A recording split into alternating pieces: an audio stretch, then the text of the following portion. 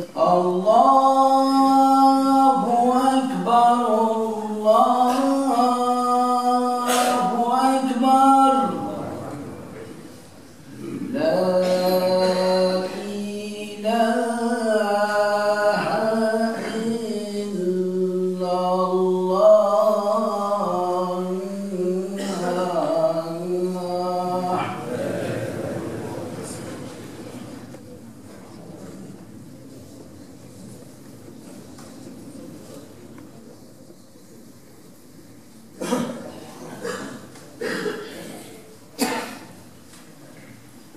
اللهم أنت أحق من ذكر وأحق من عبد وأنصر من ابتغي وأرأف من ملك وأجود من سئل وأوسع من أعطى.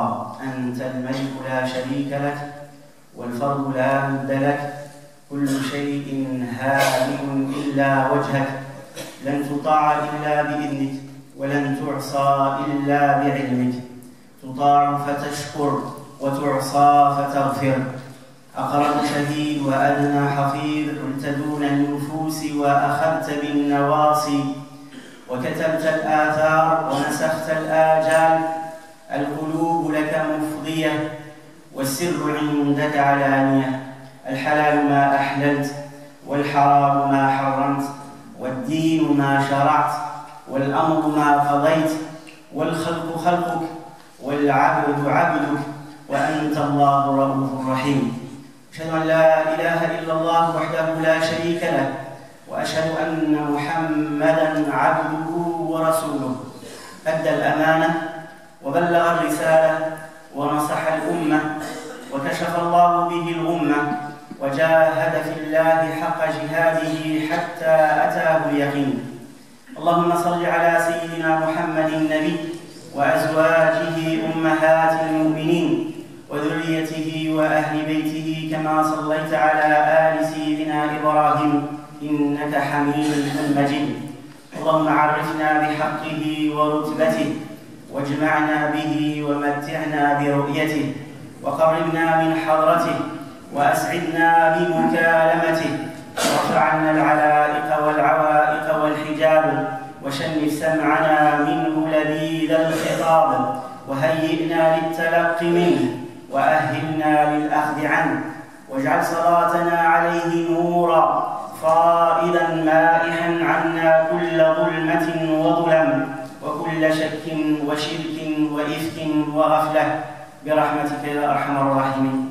يا أيها الذين آمنوا اتقوا الله حق تقاته ولا تموتن إلا وأنتم مسلمون. يا أيها الذين آمنوا اتقوا الله وقولوا قولا سديدا يصلح لكم أعمالكم ويغفر لكم ذنوبكم ومن يطع الله ورسوله فقد فاز فوزا عظيما. اللهم اجعلنا من الفائزين برحمتك يا أرحم الراحمين. أما بعد أيها الأحبة، أوصيكم ونفسي بتقوى الله عز وجل. يقول الله تبارك وتعالى: الذين ينفقون أموالهم في سبيل الله ثم لا يتبعون ما أنفقوا منا ولا أذى لهم أجرهم عند ربهم ولا خوف عليهم ولا هم يحزنون. قول معروف ومغفرة خير من صدقة يتبعها أذى والله غني حليم. أيها الأحبة، المن بالعطية محرم، بل هو كبيرة من الكبائر يبطل الشكر ويمحو الأجر. ودليل على دناءته ودليل على الدناءة وسوء الخلق. يقول الإمام القرطبي رحمه الله: قال جمهور العلماء في هذه الآية: إن الصدقة التي يعلم الله من صاحبها أنه يمن أو يؤذي بها فإنها لا تقبل. وقيل بل قد جعل الله للملك عليها أمارة فهو لا يكتبها. وقال بعض البلغاء: من من بمعروفه سقط شكره ومن أعجب بعمله حبط أجره. On a vu ensemble, durant le dernier prêche, l'importance, la valeur et la place de nourrir, d'une manière générale, mais en particulier les gens qui souffrent et qui sont dans la nécessité. On a vu la valeur de la générosité et du don. Ça, c'est une chose importante. Mais autant il faut connaître les portes du bien pour pouvoir, par la grâce de Dieu, les ouvrir, autant il faut connaître les portes qui renferment le mal pour pouvoir les fermer et les garder fermées. Le défi, il ne s'agit pas seulement de donner, d'offrir, d'être au service, d'aider. Il s'agit surtout, le défi, c'est comment préserver cette bonne action pour ne pas l'annuler. Parce que c'est terrible que de faire une bonne action, de faire un cadeau, de faire un don, d'aider, d'être au service de son frère ou de son prochain, et puis annuler la récompense et l'action de ce que la personne a fait. Allah subhanahu wa ta'ala dit: ceux qui dépensent leurs biens dans le sentier d'Allah sans faire suivre leur largesse ni d'un rappel ni d'un tort auront leur récompense auprès de leur Seigneur, nulle crainte pour eux et ils ne seront point affligés. Une parole agréable et un pardon valent mieux qu'une aumône suivie d'un tort, qu'une aumône suivie d'une nuisance. Allah n'a besoin de rien et il est indulgent.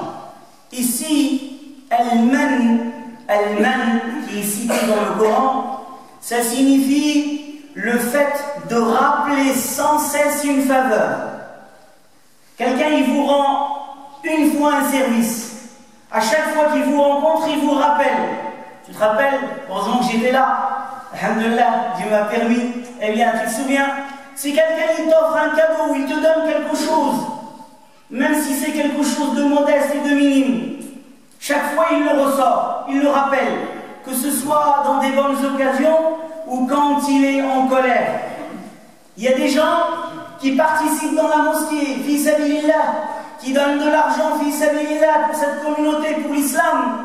La personne, elle fait le don pour Allah, mais à chaque fois, elle annule ses actions en rappelant: tu sais combien j'ai donné? Je leur ai donné tant, et ils avaient besoin de moi, ils m'ont trouvé, et maintenant ceci, et maintenant cela. C'est terrible que de faire des bonnes actions en permanence, mais de les annuler également en permanence. Donc, al-man, c'est le fait de rappeler sans cesse la faveur ou les choses que la personne a faites. Mais c'est aussi de reprocher à quelqu'un un bienfait.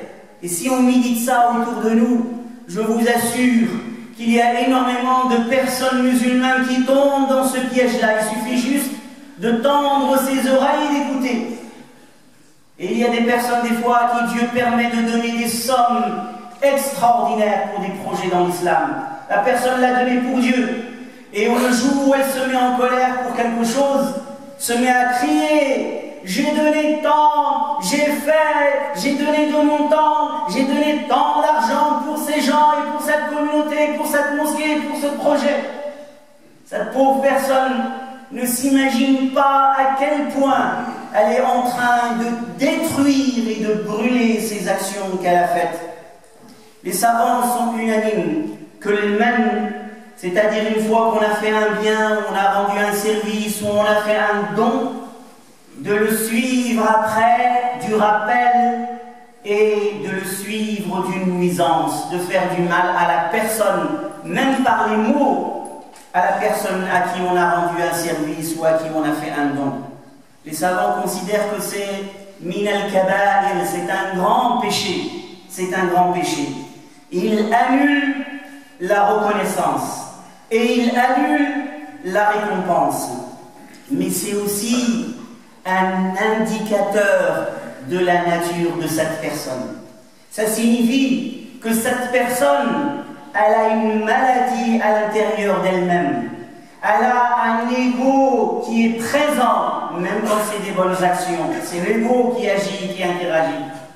Et ça montre aussi le niveau de l'akhlaq de cette personne. L'imam Qurtubi, rahimahullah, il dit au sujet de ce verset, la majorité des savants disent au sujet de ce verset, quand Allah sait qu'une personne fait un don à quelqu'un et que ce don sera suivi d'un rappel ou d'un tort lié à ce don, Allah subhanahu wa ta'ala l'annule et ne l'accepte pas. Et il dit également que Allah subhanahu wa ta'ala il donne un signe à l'ange de droite qui est chargé de noter cette bonne action. Quand Dieu il sait que cette bonne action va être suivie d'un tort ou d'une nuisance ou d'un rappel, l'heure qui suit, l'année qui suit, 10 ans après, il dit à cet ange de ne même pas l'écrire. Il lui donne un signe qu'il ne faut même pas l'inscrire, il ne faut même pas le noter et l'écrire. Et l'ange ne l'écrit pas.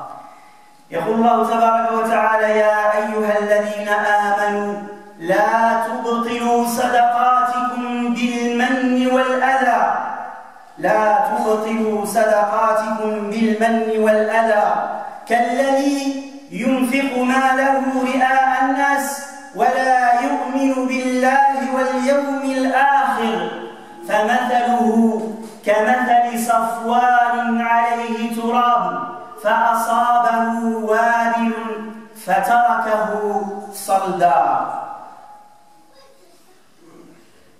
يقول الإمام القرطبي رحمه الله مثل هذا المنفق بصفوان عليه تراب فيظنه الظان أرضا منبتة طيبة فإذا أصابه وابل من المطر أذهب عنه التراب وبقي صلدا فكذلك هذا المرائي فالمن والأذى والرياء تكشف عن النية في الآخرة فتبطل الصدقة كما يكشف الوابل عن الصفوان وهو الحجر الكبير الأملس. Allah subhanahu wa ta'ala il nous donne à ce sujet une métaphore à méditer, une image, un exemple à méditer. Allah subhanahu wa ta'ala dit: ô vous les croyants, n'annulez pas vos œuvres, n'annulez pas vos sadaqat, n'annulez pas vos dons, vos aumônes. Par quoi? Par un rappel ou un tort. Par le fait d'en parler, de le rappeler, ou par une nuisance ou un tort. Et là, il nous donne l'exemple. Celui qui annule ses sadaqas par le rappel et par le tort, il est comme une pierre, un rocher dur, lisse, mais qui est couverte de terre. C'est-à-dire quand les gens voient ce rocher, ils ne voient pas le rocher dur, lisse. Ils voient de la terre. Souvent on voit des rochers couverts de terre, voire même couverts d'herbe. Et vous avez des plantes qui poussent à la surface. On a l'impression qu'ici c'est un tas de terre fertile extraordinaire. Et lorsque Allah envoie la pluie, l'épreuve, quand Allah envoie la pluie, elle enlève la terre et tout ce qu'il y a à la surface de ce rocher. Et là, les gens voient la réalité. Ce n'est pas une terre fertile qui fait pousser les choses, mais c'est un rocher lisse, fertile, qui n'a rien. C'est-à-dire, quand l'épreuve arrive face à une personne, elle remet en question ce qu'elle a fait. À la base, normalement, c'est pour Dieu. Donc tu n'as pas à à le rappeler aux gens, tu n'as pas à le rappeler aux personnes, tu n'as pas à montrer que tu as fait une faveur. Il y a des personnes, quand ils donnent, ils ont l'impression qu'ils ont donné aux responsables de la mosquée, ou ils ont donné aux responsables de l'association, ou à telle personne. Si la personne l'a fait pour Dieu, eh bien, nous n'attendons de vous ni reconnaissance ni remerciement, parce que si on l'a fait pour Dieu, c'est arrivé auprès de Dieu subhanahu wa ta'ala. Mais lorsque ce n'est pas fait pour Dieu, la personne le fait avec une intention qui est malsaine et qui est cachée, comme cette terre cache ce rocher dur. Mais quand les épreuves arrivent, eh bien les choses apparaissent. سمع ابن سيرين رحمه الله رجلا يقول لرجل: فعلت إليك وفعلت، فقال له: اسكت، فلا خير في المعروف إذا أحصي. وروي عن النبي صلى الله عليه وسلم أنه قال: إياكم والامتنان بالمعروف فإنه يبطل الشكر ويمحق الأجر. ثم تلا: لا تبطلوا صدقاتكم بالمن والأذى. وقال الضحاك رحمه الله: ألا ينفق الرجل ماله خير من أن ينفقه ثم يتبعه منا وأذى. Ibn Sirin rahimahullah, il a entendu un jour un homme qui était en train de dire à un autre: et tu te souviens le jour où je t'ai rendu service, et tu te souviens lorsque je t'ai fait ceci, et tu te souviens quand tu as eu besoin de quelqu'un et tu m'as trouvé. Ibn Sirin lui a dit: Uskut, tais-toi, ne parle pas.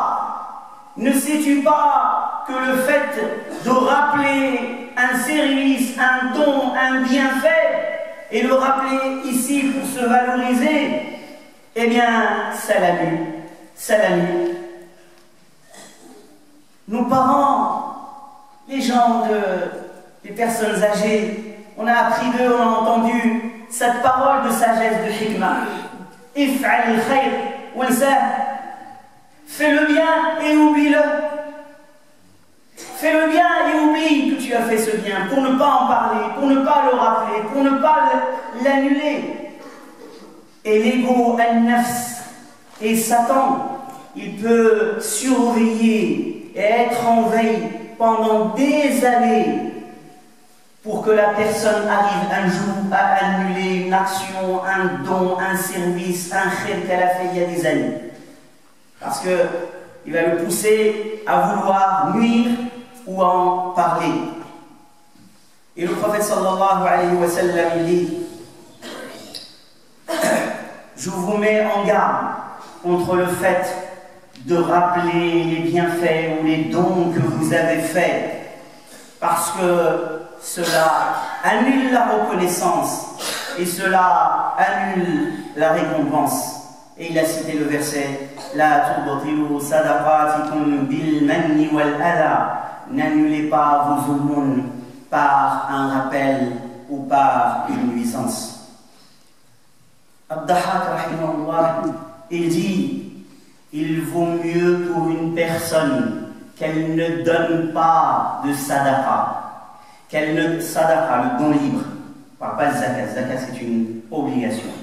Il vaut mieux pour une personne qu'elle ne donne pas de sadaqa, qu'elle ne rende pas service, que plutôt qu'elle fasse cela et que cela soit suivi de l'men, du rappel ou de l'adha, c'est-à-dire de la nuisance. أقول قولي هذا وأستغفر الله لي ولكم فاستغفروه إنه هو الغفور الرحيم.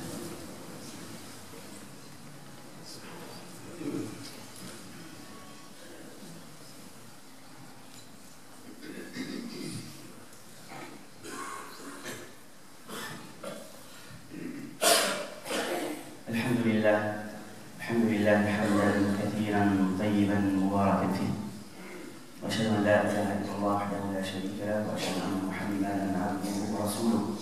اللهم صل على سيدنا محمد النبي وازواجه امهات المؤمنين وذريته وذريته وأهل بيته كما صليت على آل سيدنا إبراهيم إنك حميد مجيد. أما بعد أيها الأحباء أوصيكم ونفسي بتقوى الله عز وجل. اعلموا أيها الأحباب أن المنان لا يكلمه الله ولا ينظر إليه يوم القيامة. فعن أبي ذر رضي الله عنه عن النبي صلى الله عليه وسلم أنه قال: ثلاثة لا يكلمهم الله، ثلاثة لا يكلمهم الله ولا ينظر إليهم يوم القيامة ولا يزكيهم ولهم عذاب أليم. قلت: من هم يا رسول الله؟ قد خابوا وخسروا. من هم يا رسول الله؟ قد خابوا وخسروا. من هم يا رسول الله؟ قد خابوا وخسروا. فقال صلى الله عليه وسلم: المسبل والمنان والمنفق سلعته بالحلف الكاذب. وعن عبد الله بن عمر رضي الله عنهما قال: قال رسول الله صلى الله عليه وسلم: ثلاثة لا ينظر الله إليهم يوم القيامة: العاق لوالديه ومدمن الخمر والمنان بما أعطى. Les hadiths qui suivent, s'il n'y avait que ces hadiths pour nous mettre en garde contre le fait de tomber dans ce péché majeur qui est de rappeler les faveurs qu'on a faites à quelqu'un ou les bienfaits, que ce soit pour un pauvre, un ami, un proche, l'épouse, l'époux, la belle famille, les voisins, la société, quelles que soient les personnes, et ou bien que l'on fasse quelque chose de bien et on le fasse suivre d'un rappel ou d'une nuisance, eh bien écoutez, ces hadiths, ils suffisent pour nous mettre en garde et pour que l'on revienne et on se repente. Et si ces hadiths-là ne nous mettent pas en garde, que Dieu nous préserve de ceux dont le cœur est fermé. Abu Dharr radiyallahu anhu, il rapporte du prophète sallallahu alayhi wa sallam qui a dit: il y a trois types de personnes, trois catégories de personnes qu'Allah ne regardera pas. Que Allah ne regardera pas le jour de la résurrection et il ne les purifiera pas et ils auront un douloureux châtiment. Abu Dharr, quand il a entendu ça, il a dit: Man hum ya Rasulallah qad khabu wa khasiru. Et il l'a dit trois fois. Il a dit: qui sont-ils, ô messagers d'Allah? Ils ont échoué et ils ont perdu. Qui sont ces perdants? Qui sont ces gens qui sont en échec? Il le répète trois fois: Ya Rasulallah, qui sont-ils? Ya Rasulallah, qui sont-ils? Ya Rasulallah, qui sont-ils? Pourquoi est-ce que Abu Dharr réagit comme ça? Parce qu'il a peur d'en faire partie. Il veut connaître ses caractéristiques pour s'en éloigner. Et le prophète sallallahu alayhi wa sallam lui donne ces trois catégories de personnes. Ce n'est pas trois personnes, c'est trois catégories. C'est-à-dire qu'on ne sait pas combien de milliers, de millions il y a de gens dans chacune de ces catégories le jour de la résurrection. Le premier, c'est Al-Musbil. Al-Musbil, c'est l'orgueilleux. Et son orgueil, il se manifeste entre autres par le fait de laisser traîner ses vêtements, mais ça signifie aussi également par toute autre manifestation d'orgueil selon les époques. Parce qu'il y a des personnes, ils pensent que juste je remonte mes vêtements ou mon camis au-dessus de mes chevilles, ça y est, Dieu me regardera. Je les descends de quelques centimètres, ça y est, Dieu ne me regarde pas. Est-ce que c'est une question juste de tissu ou est-ce qu'il y a une finalité? Cette finalité, c'est l'orgueil qui est dans le cœur. Parce que remonter le vêtement, ça prend quelques secondes. Ça y est. On ne peut pas dire: ah, là je ne suis pas orgueilleux. Là je suis orgueilleux. L'orgueil, c'est une maladie dans le cœur. C'est-à-dire que si la personne est orgueilleuse, même si elle remonte ses vêtements jusqu'aux genoux, Si l'orgueil est là, eh bien, elle fait partie de ces personnes qui ne seront pas regardées, qui Dieu ne regardera pas. Al-Musbil. Et la deuxième catégorie, Al-Mannan, c'est-à-dire la personne, quand elle fait un don, elle rend un service, elle fait une aumône, elle la rappelle en permanence et elle la fait suivre d'un tort. Et la troisième catégorie, c'est un homme qui a fait du nom de Dieu sa marchandise. C'est-à-dire il a utilisé Ism Allah comme une marchandise. Il achète en jurant par le nom de Dieu et il le vend en jurant par le nom de Dieu. Il jure pour une tomate, il jure pour un oignon, il jure pour ceci. Les personnes qui sont dans le commerce, si elles ne craignent pas Dieu subhanahu wa ta'ala, et surtout quand ce serment est un serment mensonger.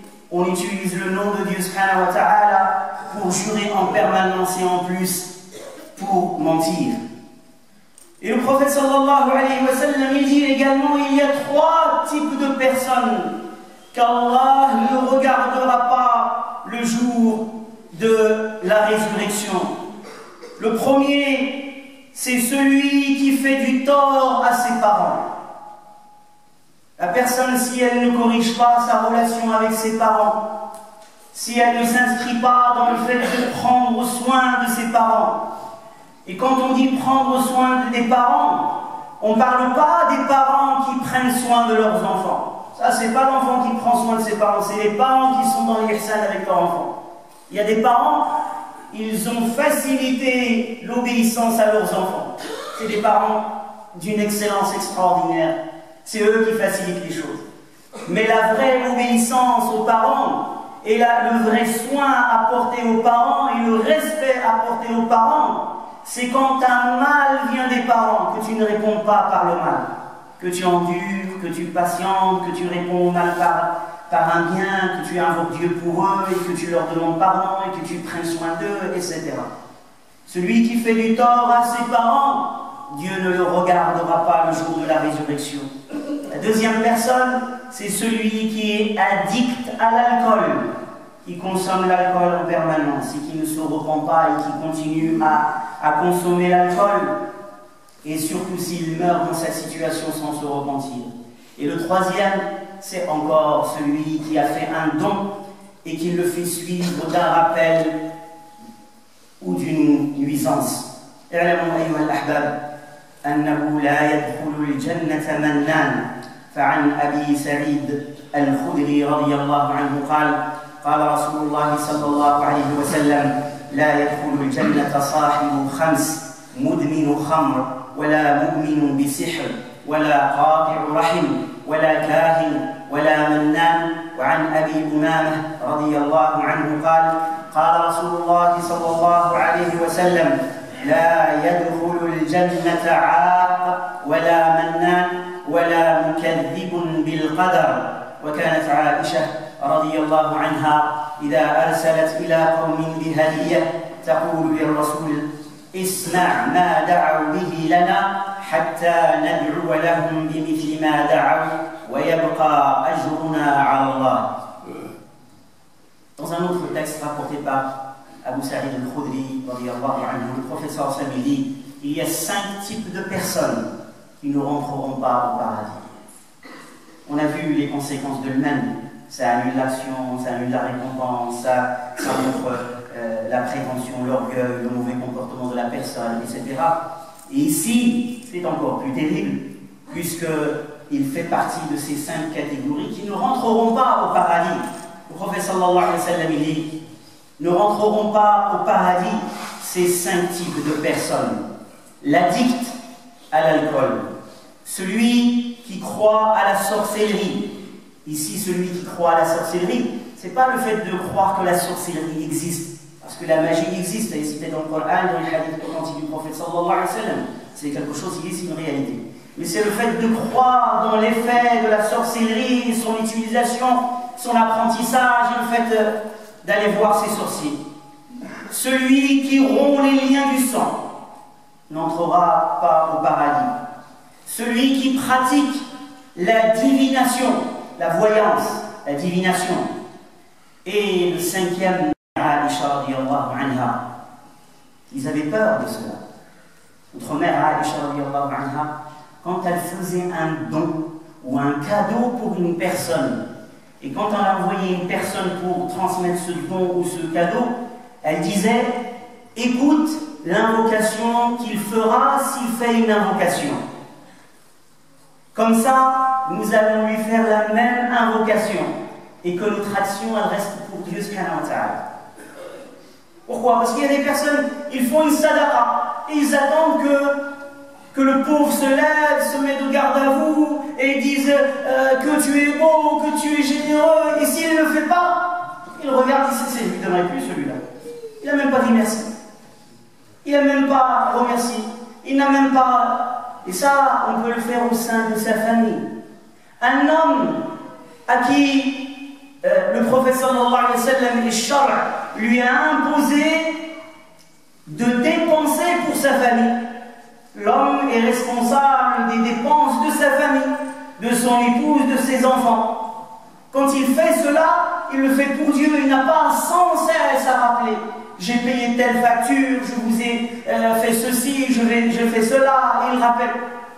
Si quelqu'un ou si une épouse également a fait un bien à son époux, qu'elle ne le rappelle pas en permanence parce que cela porte nuisance et cela annule les actions que l'on fait.